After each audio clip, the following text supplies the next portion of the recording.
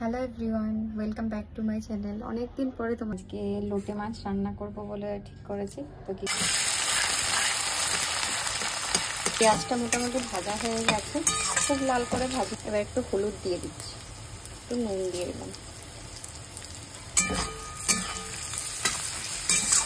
এবার মাছগুলোকে দিয়ে দিচ্ছি।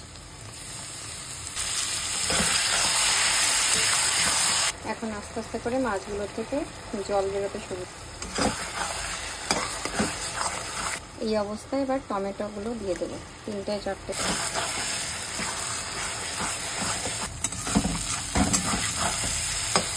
এবার একটু ধনে পাতা দিচ্ছি, আবার দেবো।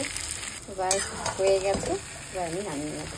গ্যাসটা বন্ধ করে দিলাম, এবার এটাকে নামিয়ে নিতে হবে।